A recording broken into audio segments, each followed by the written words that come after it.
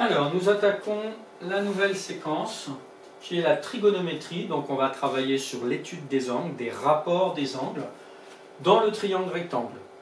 Tu verras, au lycée, on peut faire de la trigonométrie, ce qu'on appelle dans le cercle trigonométrique, mais ce n'est pas l'occasion. Côté géométrie, donc ça, soit éventuellement tu le recopies, soit on verra au retour, où je vais le mettre peut-être maintenant en pièces jointes pour ceux qui veulent l'imprimer, qui peuvent l'imprimer.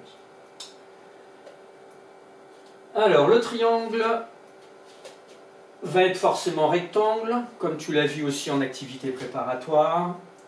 On va avoir besoin de la calculatrice, indispensable. Au niveau des révisions, on pourra faire parfois le lien avec le théorème de Thalès. On verra peut-être un ou deux exercices. D'ailleurs, si tu regardes ici, ou si tu te souviens de la figure que j'avais faite, moi, dans ma correction des trois triangles semblables, imbriqués les uns dans les autres, on a une situation de Thalès. Donc, on fait encore du lien. Au niveau des connaissances et compétences à acquérir, il va falloir connaître les rapports trigonométriques dans le triangle rectangle, ce qui va correspondre à sinus, cosinus, tangente. Tiens, des rapports. Les rapports, c'était comme dans l'activité préparatoire avec des quotients. Utiliser la trigonométrie du triangle rectangle pour calculer des longueurs et des angles, ça va être ça l'utilité de la trigonométrie. Et puis, ça va nous permettre après de résoudre des problèmes de géométrie plane, donc sur quelque chose de plat, prouver un résultat général et valider ou réfuter une conjecture. C'est parti, grand 1. Donc là aussi, comme les autres fois, où je l'ai dit de temps en temps, je te conseille de d'abord regarder la diapositive et les explications, puis après de mettre sur mode pause et de recopier tranquillement. Grand 1, cosinus, sinus, tangente d'un angle aigu, ce sera toujours pour un angle aigu. Définition au pluriel. On a vu, il faut obligatoirement avoir au départ un triangle rectangle. Alors, quand tu le dessineras pas trop petit. Je suis en train de réfléchir, ici 4-5 carreaux, 6-7 carreaux. Tu vas voir après l'avoir vu entièrement sur la diapositive.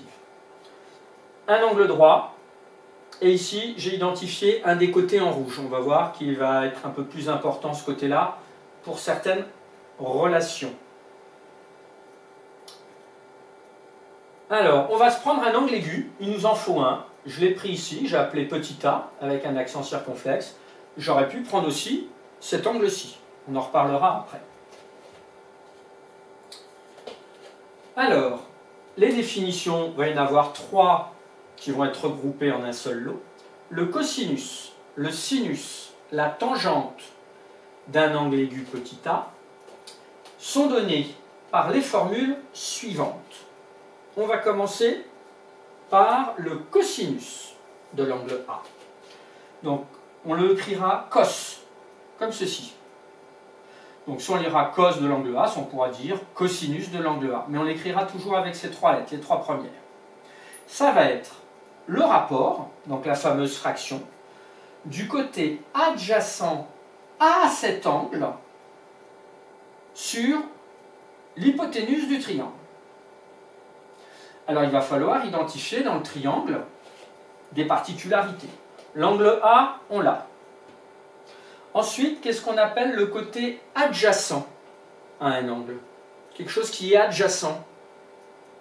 Eh bien, adjacent, on en a sûrement déjà parlé à d'autres occasions, ça veut dire à côté d'eux. Alors, à côté de l'angle A, il y a 2 côtés. Il y a celui-ci en rouge et celui-ci à C.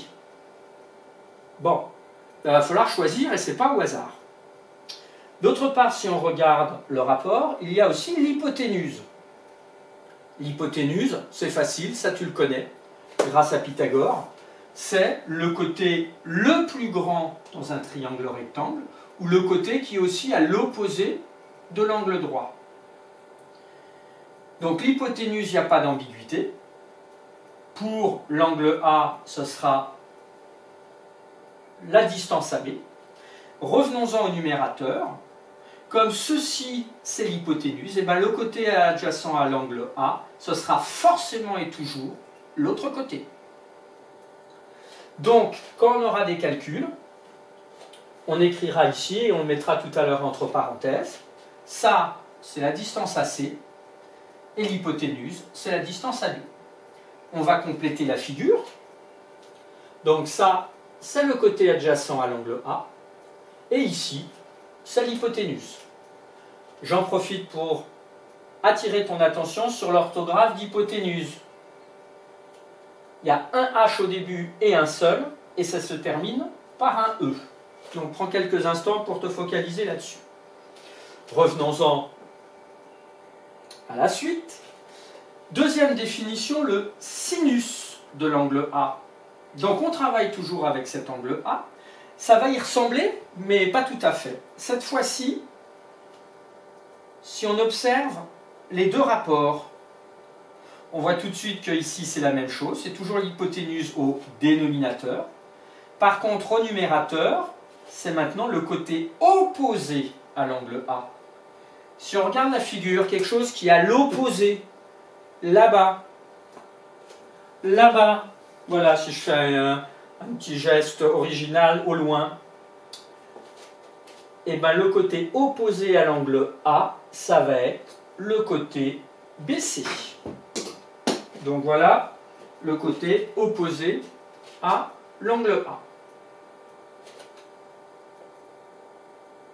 Donc ici, plus tard, là tu l'éloignes, hein, tu le décales. Entre parenthèses, on dira que c'est AC sur AB.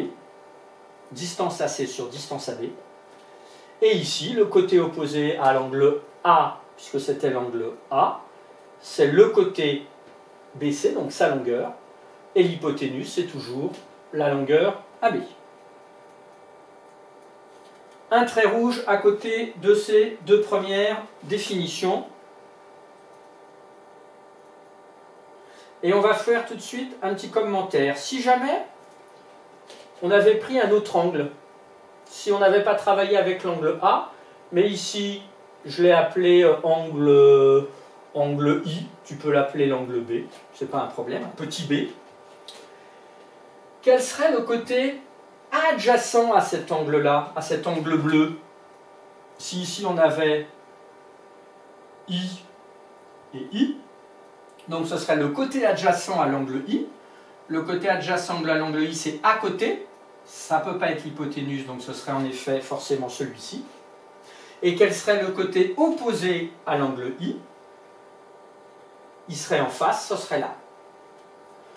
D'où l'importance dans les formules de préciser côté adjacent à l'angle A, côté opposé à l'angle A, puisque dans un triangle, il y a plusieurs côtés opposés ou plusieurs côtés adjacents, ça dépend de quel angle on parle.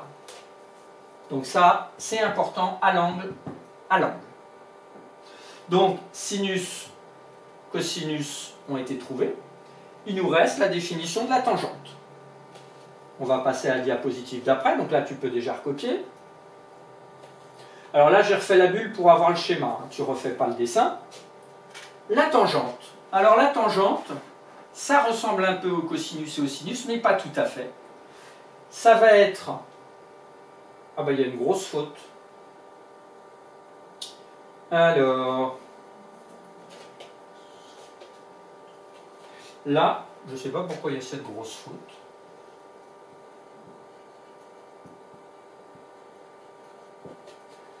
C'est le côté opposé à l'angle A sur le côté adjacent à l'angle A. C'est pas le contraire, c'est pas, si on intervertissait, c'est pas l'inverse.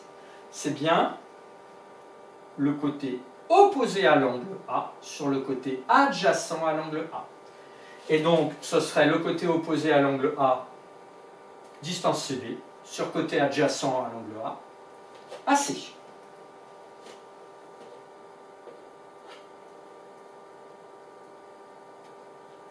Un trait rouge dans la marge, et voilà, on a les 3 définitions qu'il va falloir connaître par cœur, sur le bout des doigts.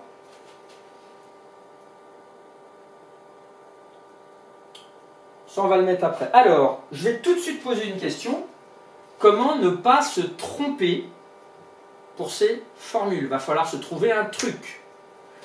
Alors, si je reviens sur la diapo d'avant, hop.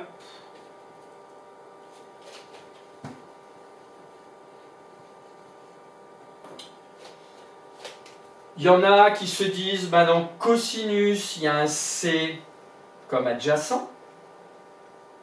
Dans sinus, il y a un S dans opposé. Tous les deux, là c'est un peu dans l'ordre alphabétique. Cosinus, sinus, après on voit la tangente. Là il y a hypoténuse, l'autre il n'y aura pas l'hypoténuse. Ce sera opposé ici sur adjacent. Et puis il existe un petit truc, un moyen mémotechnique pour s'en souvenir. Si tu es capable de te souvenir de